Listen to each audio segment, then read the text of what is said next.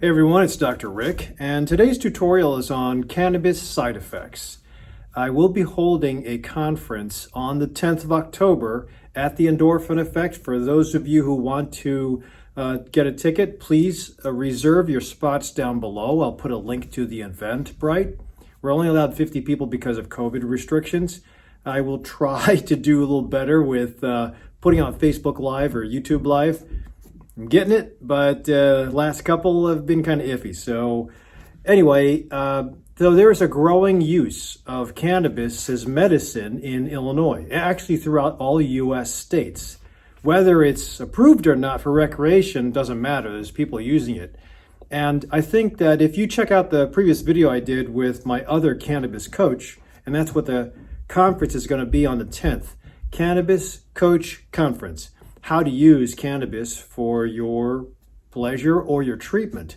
So the one I do with Mike, we went through a discussion on, it's not like a podcast, but we went through a discussion on what we were experiencing in our populations, our clients and patients, as far as cannabis use. And overall it's positive, but you really should know how to use the drug, and it's what it is, it's medical cannabis, how to use that as a drug properly.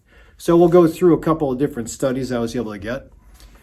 So if you go on PubMed, there's an ocean of studies. You have to be able to read the study. I just printed up, for the sake of saving trees, I printed up the abstracts.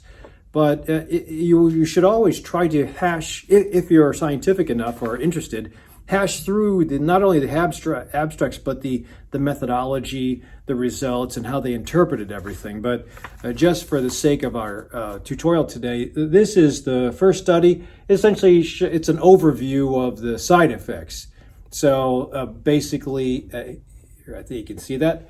There's physical, psychological, cognitive, and then psychomotor. Movement. And everybody kind of knows that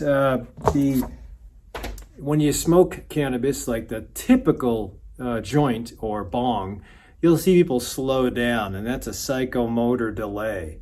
But the question would be, will it lead to more than just a comedic Cheech and Chong movie? And yes, in times it will, but again, you have to modulate how to use it, what you use, where you get it.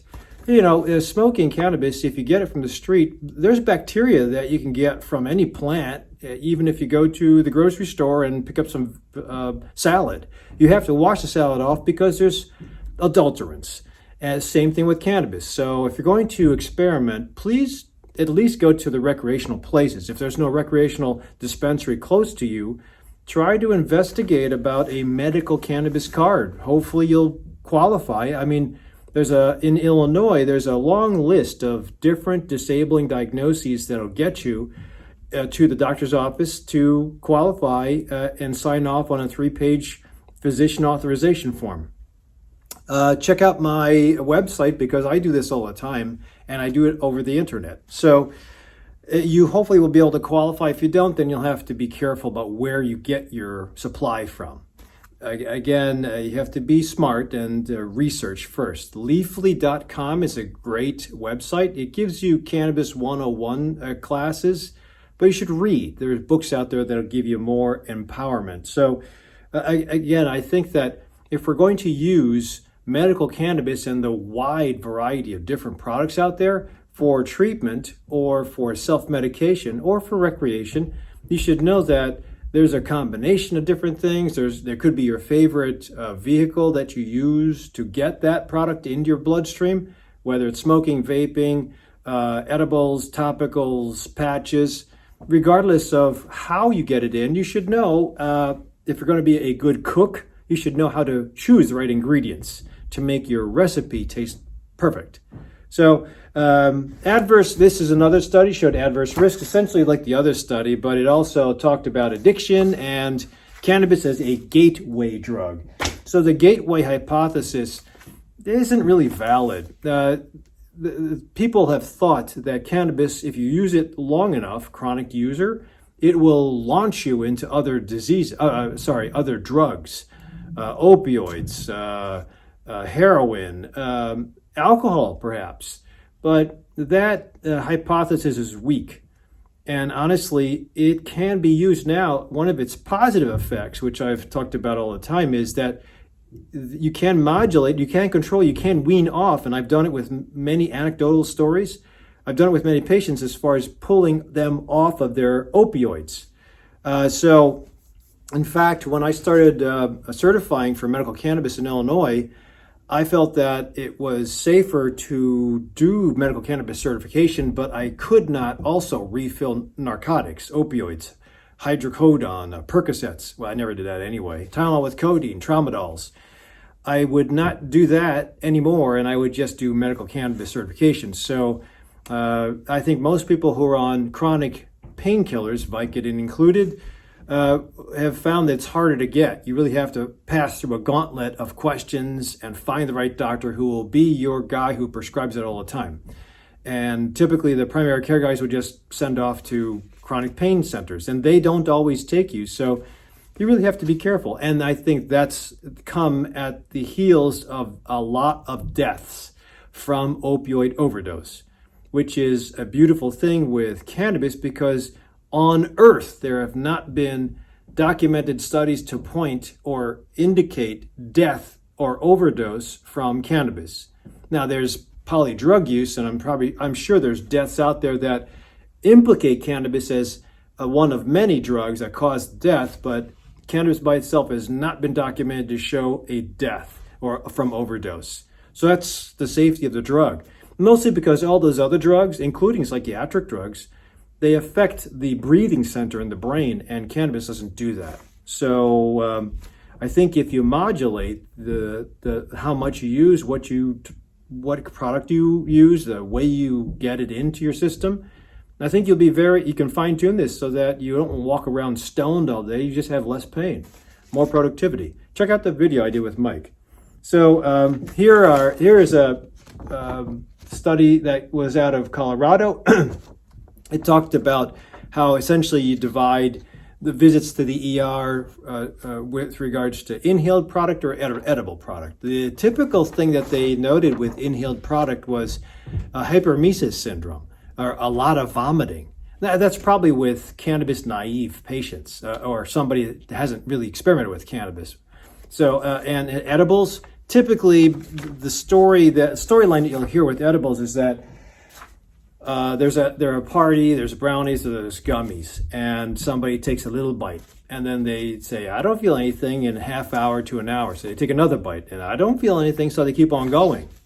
Or I just had a patient that contacted me and said that he accidentally ingested a lot of brownies and he wasn't feeling good. He was about to go to the emergency room, and I told him what I would do.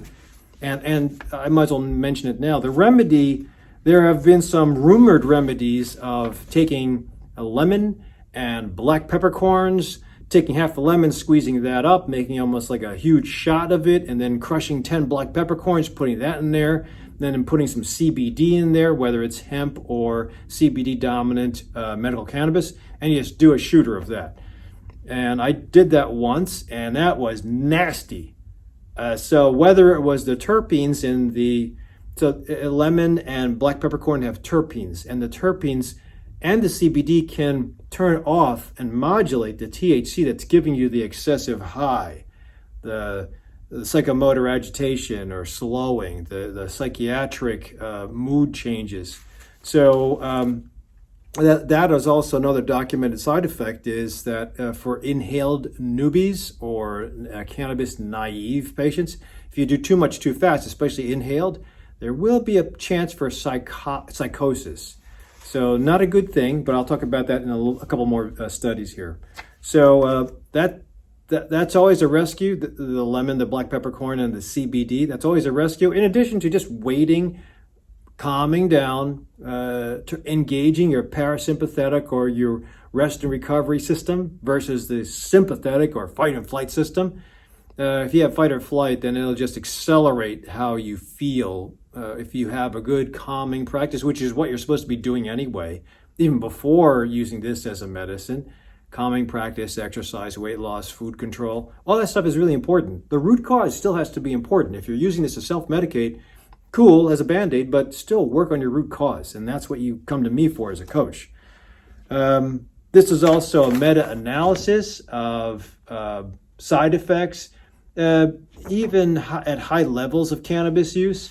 There was a dose-response reaction. So the higher you went, like chronic users, and none of these studies really indicate, again, these were just the abstracts. They didn't really show what the definition of a high user was. High cannabis user. I believe one study pointed out that was one person would have at least 11 attempts or 11 interactions with cannabis within a week. So that would be considered high. I have patients that use microdosing every night. Again, microdosing is the way to go, because if you can get this, if you can understand the properties of plant properties, or if you can understand the way the dispensaries work to sell the product, and the way the product works in you, then you'll find your groove. You'll be able to get what you want, and you'll be able to use it at low, small, tiny doses at a regular interval, so that you don't have the high part, you don't have the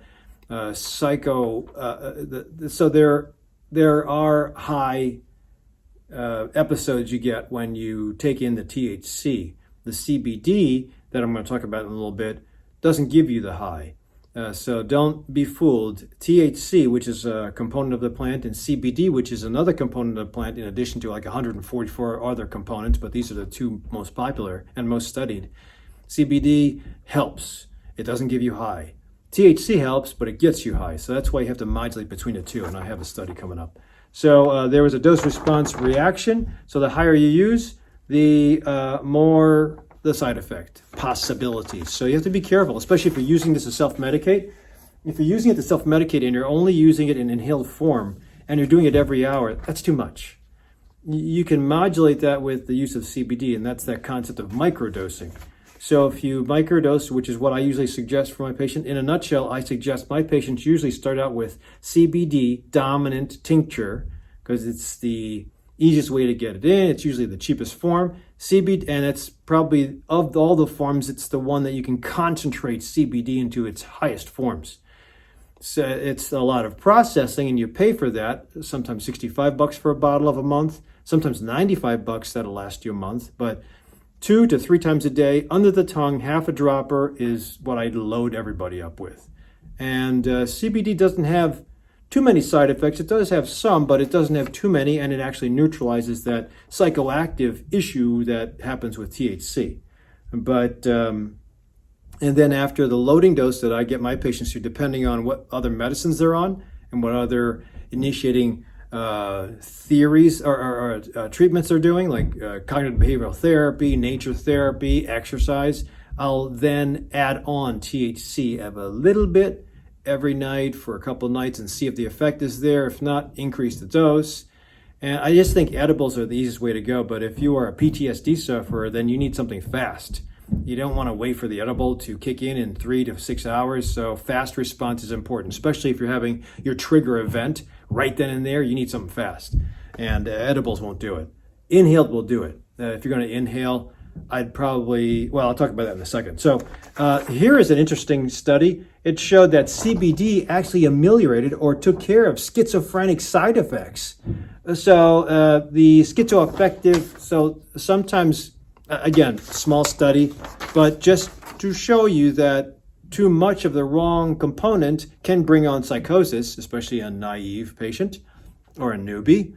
But the right amount can probably help with schizophrenia. So there's positive to this plant. I don't want to just make this bastardizing cannabis and freaking you out. There's great positives. Check out my other videos. But I want my patients that are trying to dial this in to understand that this can be recreational, but if we're using it for medicine, it has to be followed to the T of this recipe. And everybody's recipe is a little bit different. So now we'll get into some of the psychological side effects. So amotivation, or not being driven to do anything. That's what I usually think about when I think about the comedies or the TV shows or movies with Rastafarians smoking. They're just sitting there, not doing anything, like in Jamaica.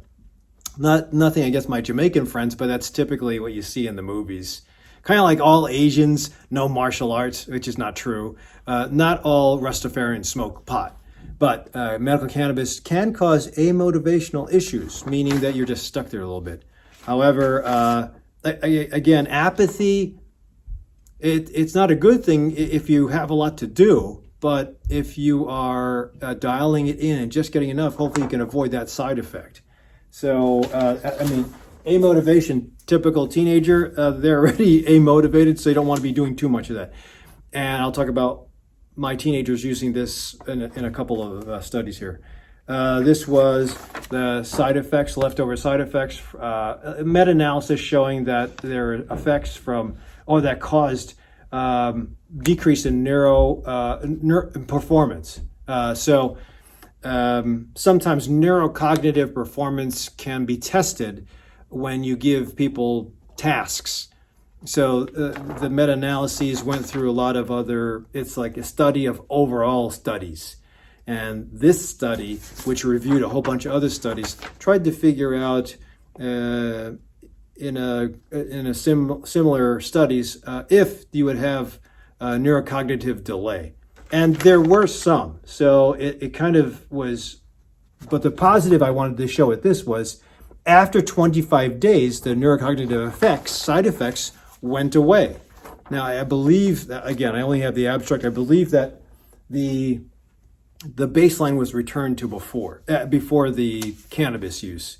So that's a positive effect, meaning that if you only have a short term or a short amount of time that you have to deal with the decreased function of the brain, because again, sometimes the wrong combination, heavy THC, no CBD, wrong combination will give you the recreational high you're looking for, some people, or take the pain down, but it'll slow down the brain. We don't want that. That's a side effect. Munchies, to me, is a side effect.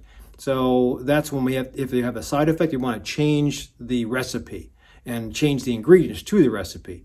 But just in case you feel side effects and you're worried, 25 days or 1 month will hopefully get you to be back to where you were before.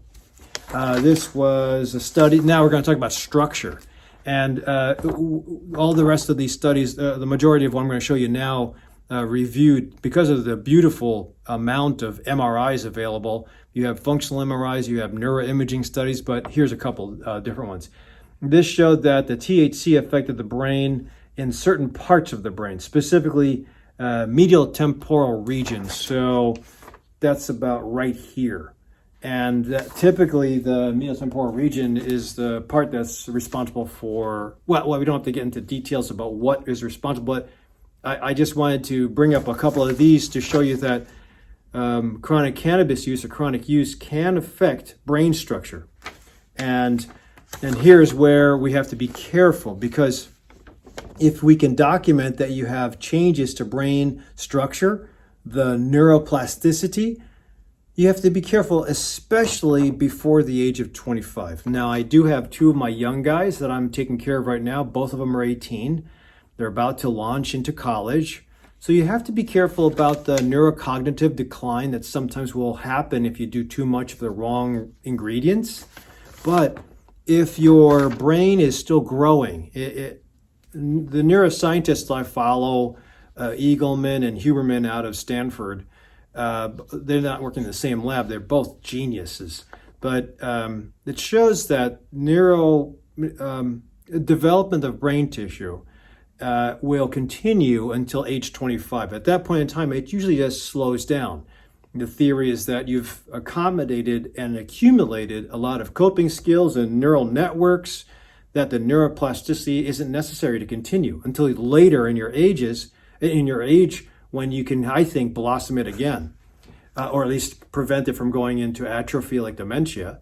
So the problem is, if you have a lot of people that have social anxiety, especially in school, they're going to self-medicate. And because of the fact that recreational is abundant in the state of Illinois, you can get it a lot easier than on the street before, you will have it filter down into the high school level, college and high school level.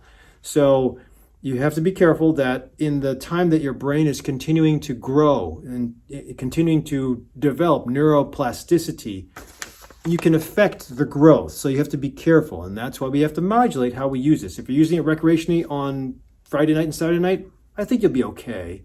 If you're using it every day because of that social anxiety, PTSD, agoraphobia, got to be careful.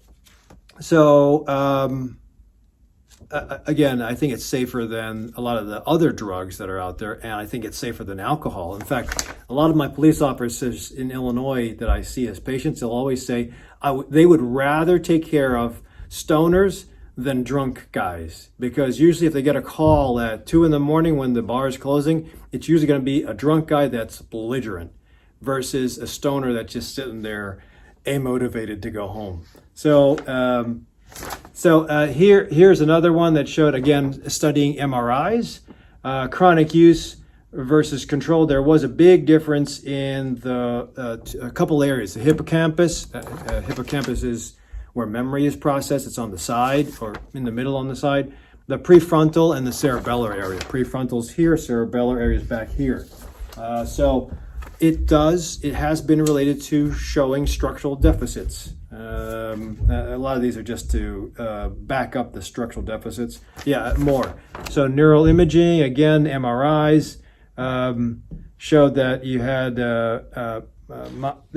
with regards to brain function, you can have conclusions that, this was a good one because the THC showed an effect, but the CBD reversed the effect, which is really cool.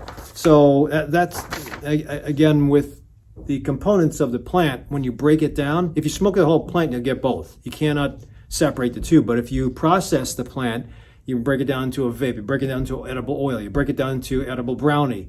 Sooner or later, they're going to get powders and topicals.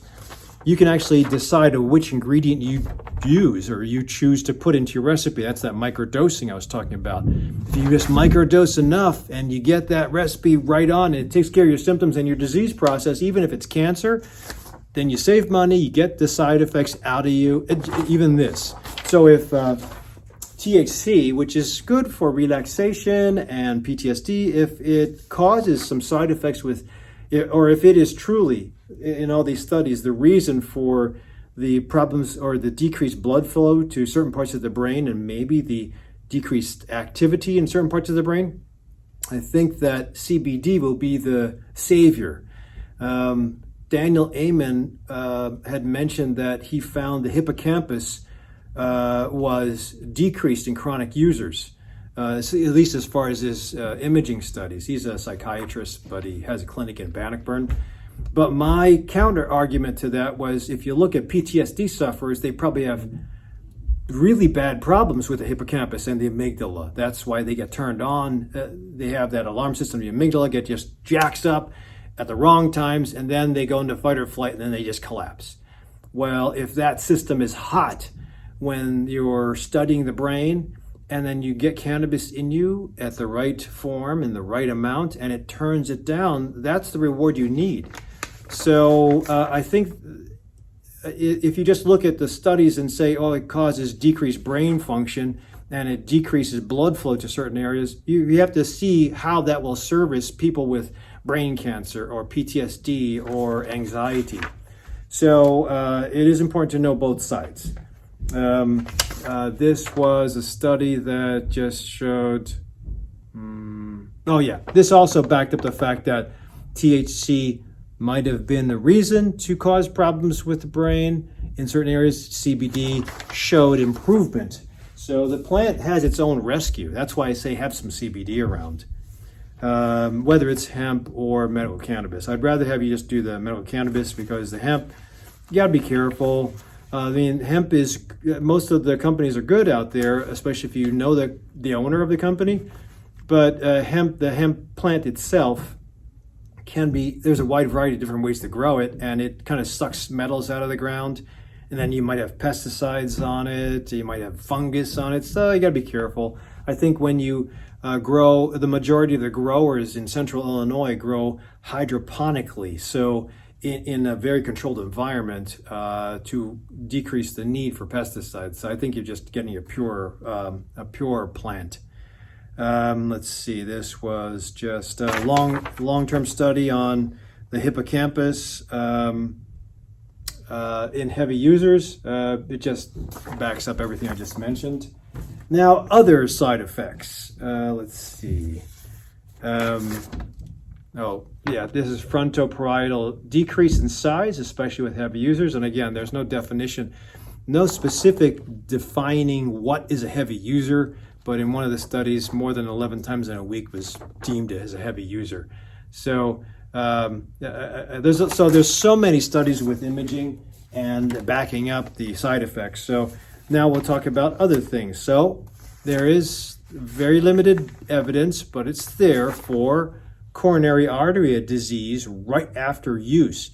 So in this one case study, somebody used inhaled product, went into the emergency room, was found to have acute coronary syndrome. They blamed it on the THC because as he was there getting his imaging, he was getting a catheter, and they found his left anterior descending artery was choked off. They also found that the THC levels were rising, so he had probably used some form of cannabis.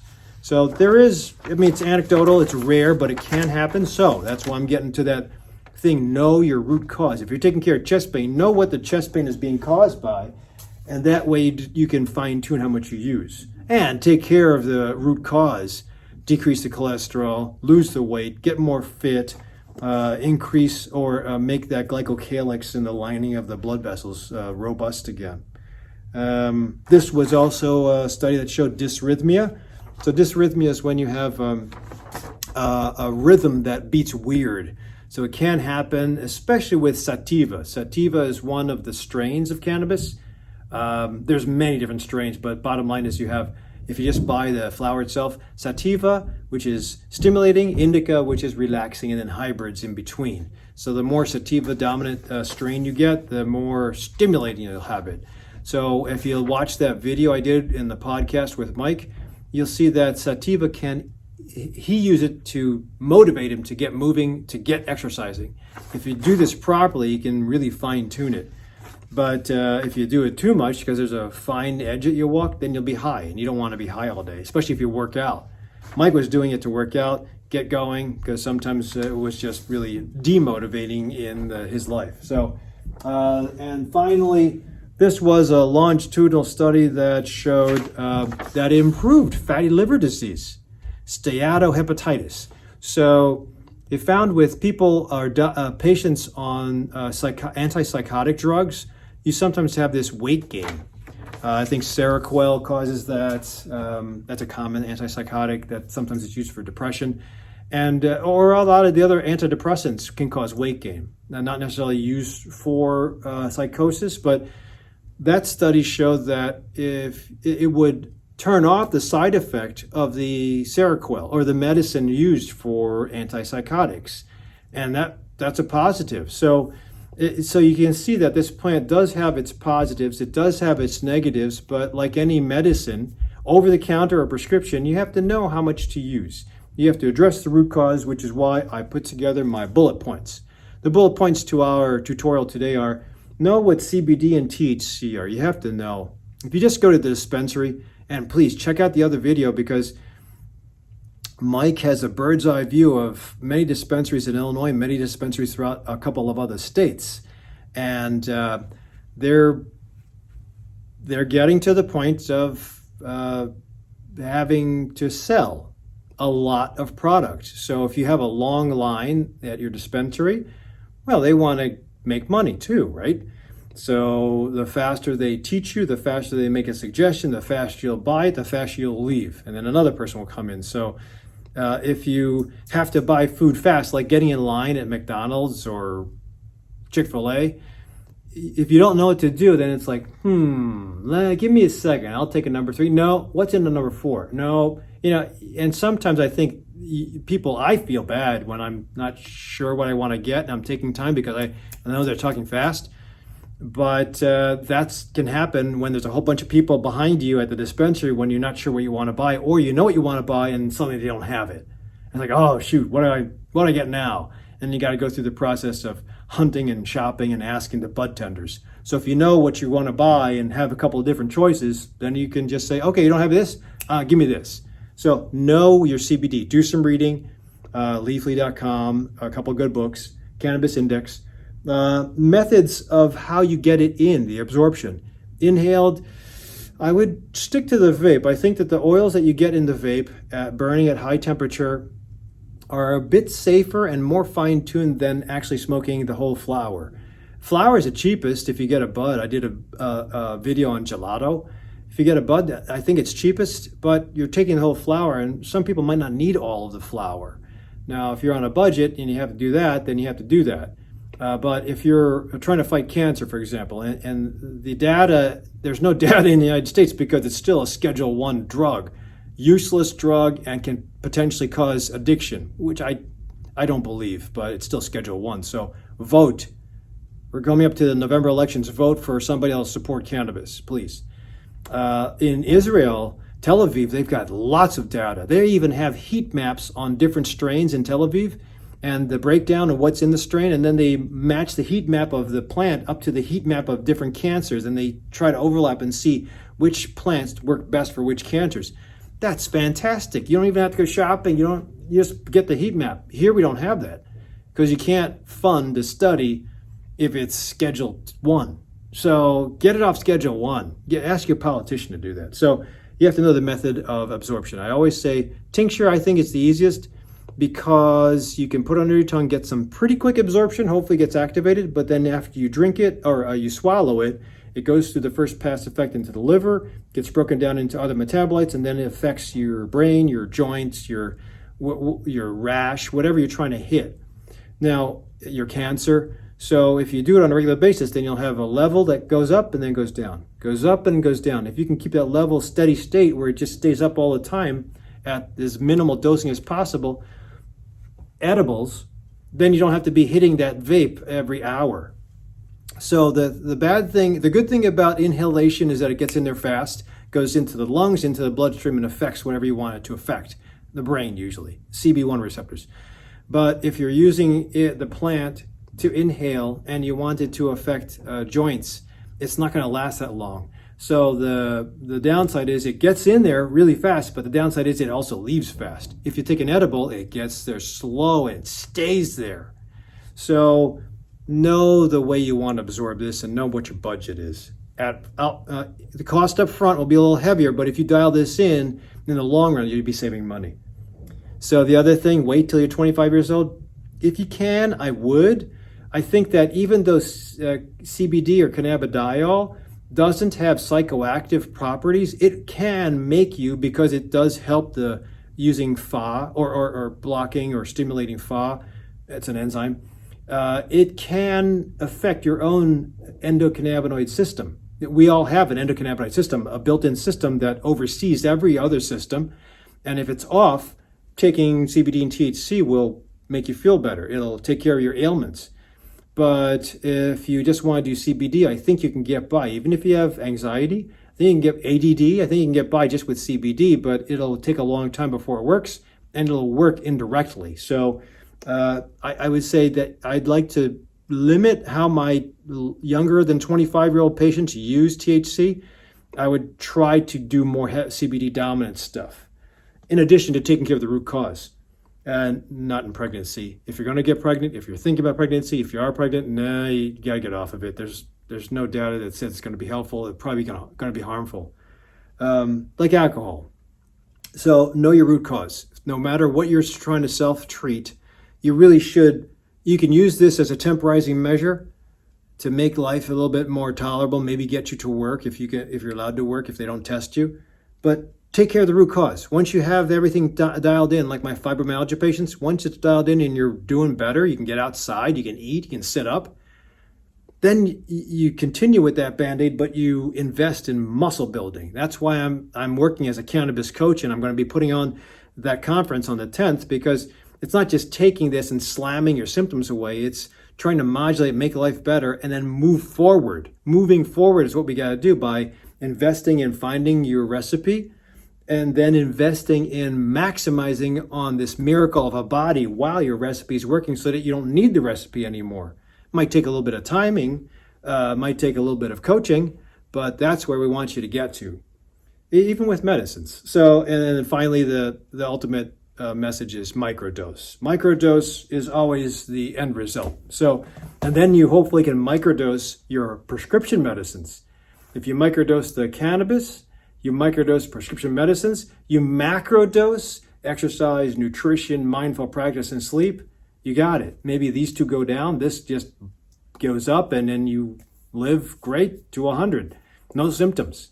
And then you teach your other kids about the use of medical cannabis. So hopefully this gave you a couple of ideas about side effects to watch out for. Please, if you didn't see my other videos, you got to watch them, because I have a lot more videos that say that's a positive effect. It's great, helps disease. I think even cancer, although we don't have any algorithms. So put your comments down below on any questions you might have or any side effects that you had when you went to the emergency room. I did have one story where a 70 to 80-year-old took what I suggested in a sheet form, a homework I usually print up, to the dispensary. They gave her something totally different. I think they gave her an RSO oil, which is really potent. And unfortunately, she went to the emergency room with an edible. She went to the emergency room. So it was probably panic attack or a little psychosis.